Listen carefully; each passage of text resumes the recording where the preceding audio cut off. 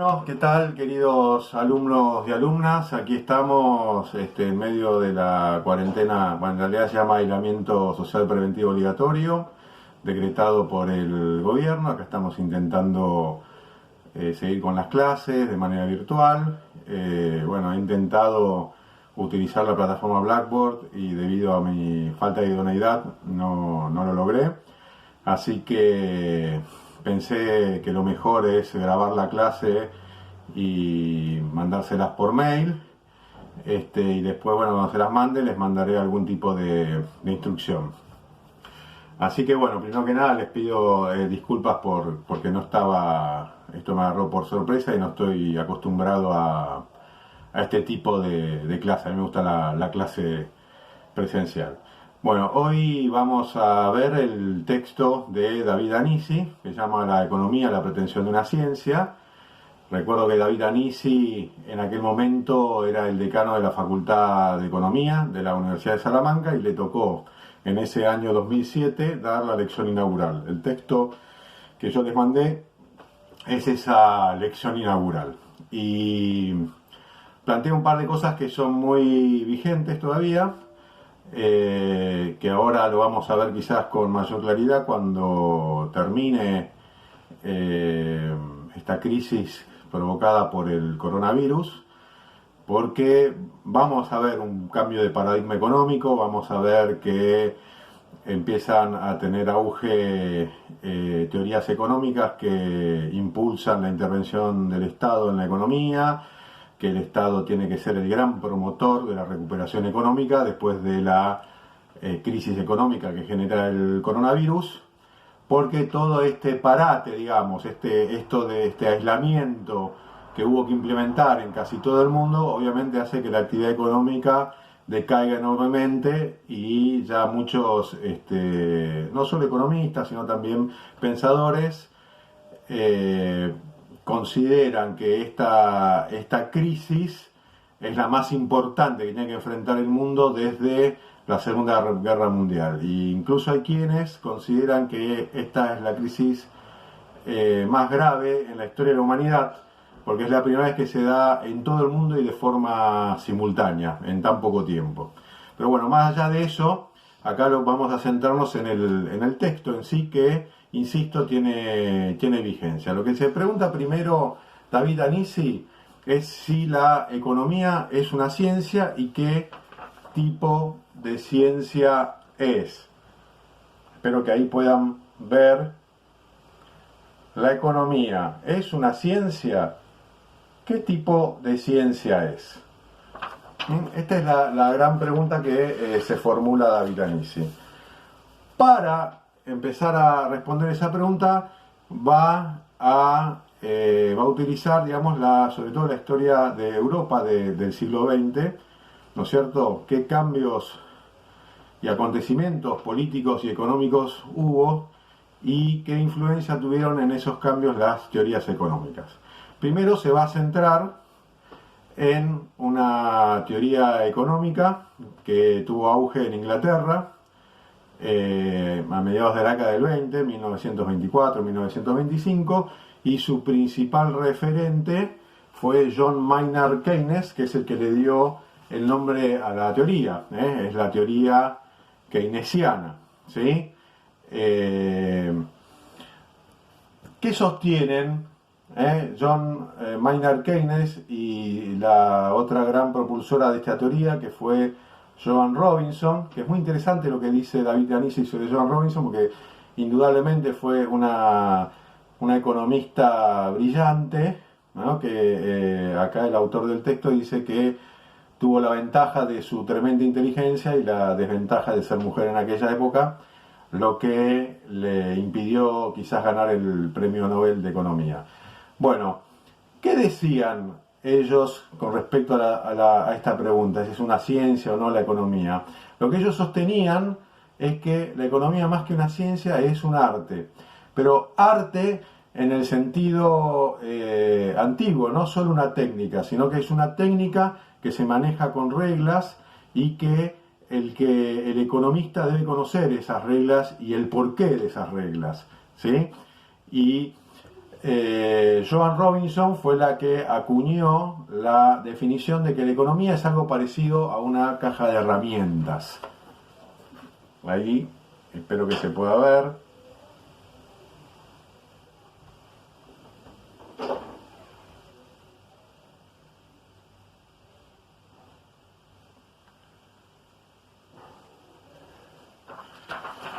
Bien, siguiendo con el planteo, lo que dice David Anisi es que toda esta teoría económica que se llamó la teoría keynesiana, que voy a ahora mencionar dos aspectos técnicos, pero que son importantes, tuvo auge, sobre todo en Europa y en Estados Unidos, después de la gran crisis de 1929, lo que se conoce como el crack del 29.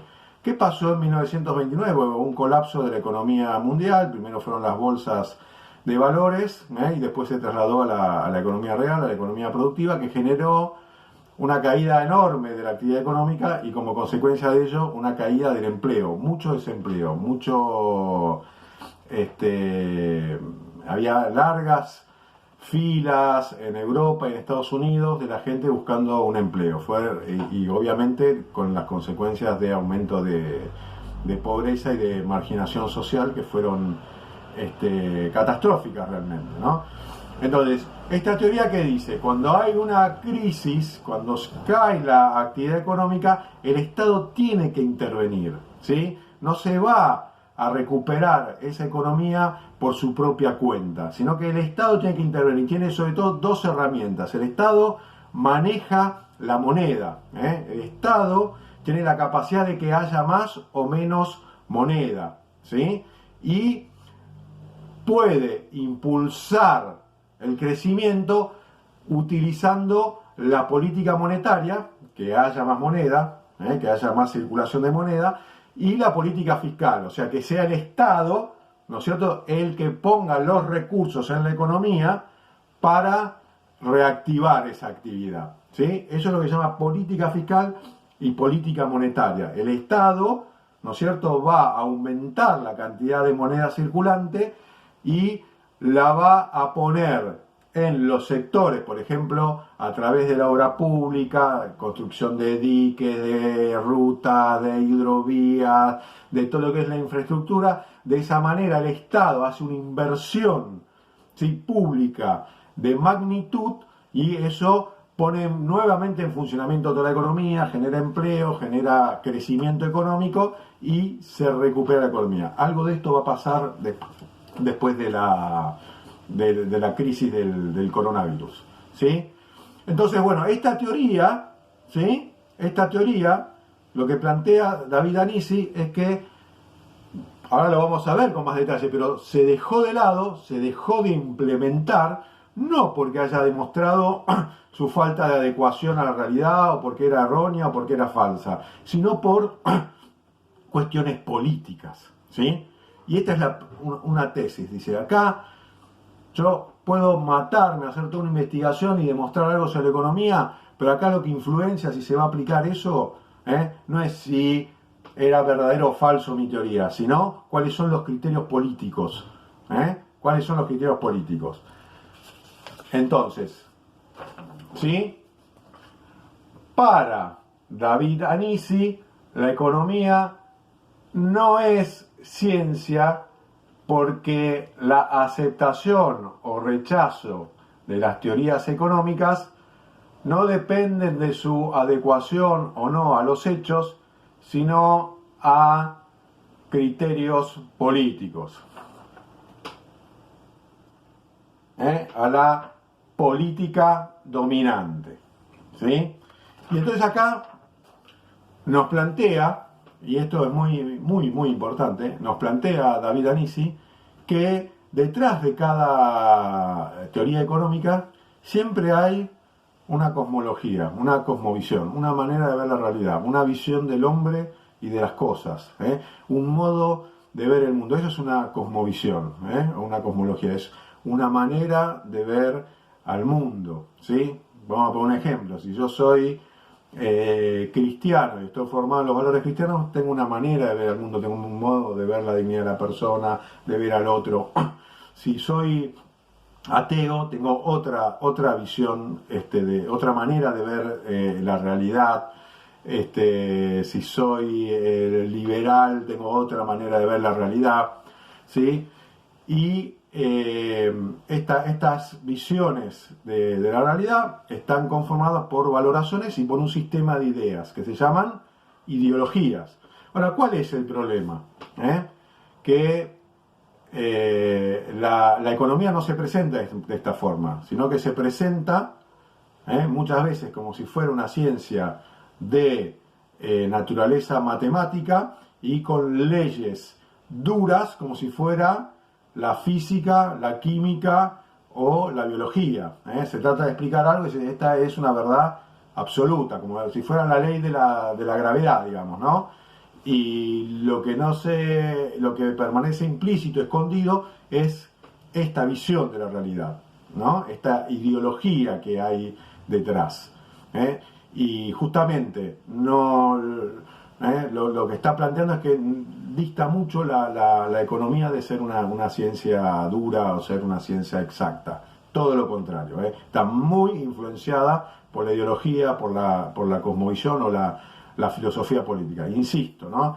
Si yo me baso, digamos, en una visión de la realidad fundamental en la doctrina social de la Iglesia, vamos a ponerle el nombre de social cristianismo, yo voy a tener una visión, tengo una filosofía política, tengo una visión del hombre y su relación con los demás. Si soy liberal, soy más individualista, tengo otra visión de la economía. Si soy socialista, creo más en la dimensión colectiva del hombre y descreo de su individualidad, entonces voy a tener otra visión de la economía. Lo que cuestiona David Dionisi es que no se admiten estas visiones, este trasfondo que hay detrás de cada teoría económica. Se intenta dar muchas veces la calidad de verdad científica incuestionable a teorías que solo son eso, teorías sin suficiente demostración.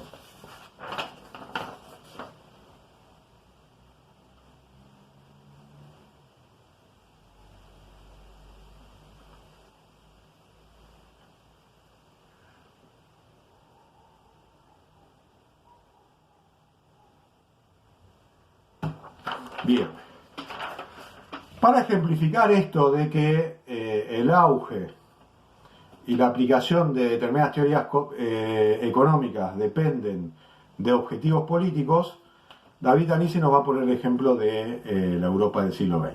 ¿Sí? Recién hace un rato les conté que hubo una crisis muy importante que se llamó el crack del 29, ¿no es cierto?, que hizo prácticamente colapsar las economías europeas de los países centrales, Europa, Estados Unidos, etcétera, etcétera. ¿Sí?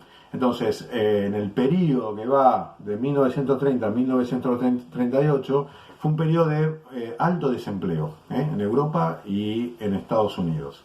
Entonces, en 1939 estalla la Primera Guerra Mundial, la Segunda Guerra Mundial, y después de terminar la Segunda Guerra Mundial, el gran objetivo, ¿no es cierto?, de todos los países europeos y Estados Unidos, los países centrales, fue conseguir el pleno empleo, que no haya desocupación. Esto coincidía con otra circunstancia muy importante. Ustedes saben que en aquella época, ¿no es cierto?, a partir de 1917 surge en Rusia, ¿no es cierto?, la revolución marxista-leninista y se configura la Unión de Repúblicas Socialistas Soviéticas, la Unión Soviética, ¿no?, que competía era la potencia que competía con Europa y con Estados Unidos. Esto es previo a la Segunda Guerra Mundial. Bien, resulta que en ese periodo que va de 1930 a 1938, la Unión Soviética estaba superando en adelanto científico y en crecimiento de su economía a las economías de Europa Occidental y Estados Unidos. Entonces, justamente por eso es que los objetivos políticos en Europa y en Estados Unidos fueron conseguir el pleno empleo y realizar una redistribución de la riqueza. ¿Qué significa esto? Que la clase obrera ¿sí? La clase obrera tuviera una calidad de vida alta, tuviera la posibilidad de movilidad social ascendente, que pudiera sus hijos acceder a la universidad y a carreras profesionales, eso se llama movilidad social ascendente. ¿Por qué? Porque tenían, sobre todo estamos hablando ahora, después de la Segunda Guerra Mundial, la amenaza de la Unión Soviética, que después de la Segunda Guerra Mundial avanzó sobre lo que se conoce como Europa Oriental, Polonia, en aquel momento la República Checoslovaquia, Rumania, Hungría, estaban bajo la órbita de la Unión Soviética. Entonces, en ese momento es que se crea lo que se conoce como el estado de bienestar, ¿sí? En donde había, se conoce como los 30 gloriosos años, de 1945 a 1974-75, digamos, porque la economía de Europa y Estados Unidos creció, hubo redistribución de la hubo redistribución de la riqueza, una gran mejora en la calidad de vida de la clase obrera, pero, ¿no es cierto?, el costo de todo eso no era muy elevado, pero el costo era una inflación que para estos países desarrollados era alta, una inflación del 9-8% anual, ¿sí? Bien, ¿qué pasó? En la década del 70, la Unión Soviética empieza a mostrar su declive, su caída, ¿no es cierto?, de su economía y de su aparato científico tecnológico, empieza a ser superado por Estados Unidos. También hay una crisis que estalla en 1963, que es la crisis del petróleo, que no nos vamos a meter, pero digamos, estos dos factores, y el tercer factor es que a raíz de esta crisis del petróleo, la renta del capital, de los grandes empresarios, empezó a disminuir frente a los salarios. Entonces, la Unión Soviética dejó de ser una amenaza, los grandes empresarios dejaron de tener, empezó a bajarles la renta, empezó a bajarles la ganancia, entonces, en ese momento, cambiaron los objetivos políticos. Ya el objetivo político no fue el pleno empleo y la redistribución de la riqueza, sino bajar la inflación, ¿sí? Y al cambiar los objetivos políticos, y esto es lo realmente importante, cambió la vigencia de la teoría económica. Ya la teoría, que yo les había hablado, la teoría keynesiana, ¿no es cierto?, que pregonaba que el Estado tiene que intervenir en la economía, tiene que ser el gran impulsor a través de la moneda y a través de la inversión pública, política fiscal y política monetaria, ¿sí?, ya no era importante, sino que ahora lo importante era bajar la inflación, ¿sí?, que el Estado se desprenda, no intervenga en la economía y que el mercado es el lugar donde interactúa la oferta y la demanda de un bien o servicio, que los mercados se iban a autorregular y que de esa manera se iba a encontrar el equilibrio. Acá se trató entonces de un cambio de objetivos políticos que causaron un cambio de teorías económicas. Acá les dejo, espero que se pueda ver.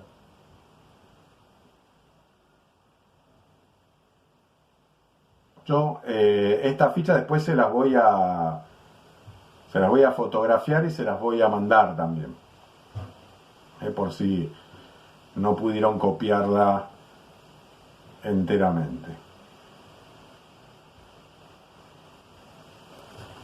Bueno, acá, como les decía, bueno, me adelanté, en realidad les conté la ficha 5 y la 6 juntas, ¿no?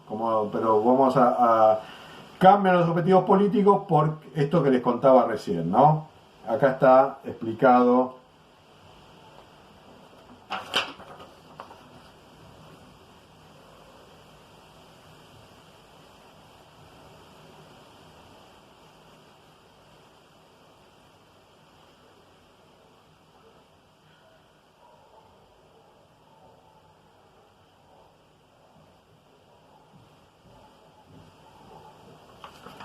Bien, para ir finalizando, ¿sí?, lo que nos plantea David Danisi en este texto es mientras fue el objetivo político del pleno empleo y la distribución de la riqueza, preponderaron las teorías keynesianas y neokeynesianas. Cuando el objetivo político cambió y fue bajar la inflación, encontraron auge una teoría económica que en realidad no es nueva, sino que es un reciclado de la teoría económica liberal, digamos. A esta escuela económica se le conoce como la escuela económica neoclásica o neoliberal, que fundamentalmente lo que ellos plantean es que el mercado, que el Estado tiene que tener muy poca intervención, es un Estado gendarme, no interviene en la economía, y los mercados de esa manera van a funcionar de manera equilibrada, ¿sí? Se van a equilibrar y vamos a tener una economía más ordenada, y que la intervención del Estado distorsiona precisamente los mercados. Ahora, es muy importante tener en cuenta que quien tiene, ¿cómo funcionan los mercados? En el mercado, el que tiene más dinero es el que termina siendo el que más se beneficia en el mercado. A mayor dinero, mayor beneficio. Hay una frase, ¿no es cierto?, de Milton Friedman, que es uno de los grandes economistas del neoclasicismo, del neoliberalismo, que dicen: los mercados funcionan de manera similar a la democracia. Así como en la democracia, cuando elegimos es una persona, un voto, bueno, en el mercado es $1, un voto. Bueno, ¿qué plantea David Anisi? Bueno, la gran diferencia es que en el mercado no todos tenemos la misma cantidad de dólares. Hay asimetrías, hay desequilibrio. Y el que tiene la mayor cantidad de dólares, la mayor cantidad de dinero, va a ser el que se beneficie, ¿no es cierto?, de la libertad de mercado. Y después nos cuenta, ¿no es cierto?, que él ve 3 factores de poder. Un factor de poder es el dinero, los grandes capitalistas, los grandes empresarios, ¿sí? Otro factor de poder es la política, son los que diseñan y establecen las políticas públicas a través de la ley, a través de la norma estatal. Y hay un tercer factor de poder que es cultural, que es el sistema de representaciones de la sociedad, de creencias, los valores de la sociedad, ¿sí? Entonces dice, el poder económico lo tiene el capital. Ahora, ¿qué buscan? Buscan, de alguna manera, influir, ser un factor que influye en las políticas, que se establezcan políticas y que las leyes los beneficien, y finalmente quedar como grandes benefactores de la sociedad. Si alguien escribe un libro y dice que el que es rico es el que de alguna manera beneficia a la sociedad, porque es el que ha demostrado ser exitoso y vender un bien o producto que la sociedad requería, en cambio el que es pobre porque no logró generar nada positivo para la sociedad, entonces el rico es rico porque es un benefactor y el pobre es pobre porque, perdón la expresión vulgar, porque es un salame que no logró generar nada positivo para la sociedad. Los que defienden esta postura, ¿no es cierto?, justamente van a ser los a los hombres ricos. El que escribe sobre esto le va a caer muy bien. Entonces, 3 factores de poder: dinero, ley y creencias, y lo importante es que el mercado, librado a sus leyes, favorece a los más ricos, les da más poder y les da más prestigio. Y lo que hace la teoría neoclásica, ¿no es cierto?, que es la que tiene vigencia desde fines de la década del 70, es decir, desde 1980 hasta ahora, es transmitir esto como una verdad incuestionable. Entonces lo que él plantea es que aquí hay más bien ideología que verdad incuestionable. Y por último, cierra el texto diciendo que, como qué pena que tenga estas visiones, o sea, qué teoría o qué teoría económica se utiliza, cuál teoría económica se desecha en función de objetivos políticos y no en base a la verdad científica. Ojo, acá él termina sosteniendo que la economía puede ser una ciencia, con demostración empírica, sí logra desprenderse de la influencia, ¿no es cierto?, de los intereses y sobre todo los intereses políticos, y que lo que se denomina muchas veces teorías económicas marginales o heterodoxas, porque la ortodoxia es la neoliberal y la heterodoxa se la ve como sin fundamento, se la desestima, se la rechaza. Sin embargo, dice, estas teorías heterodoxas tienen mucha más validez académica, científica, y podrían contribuir a solucionar muchos más problemas que las teorías económicas vigentes. Así que les paso el último.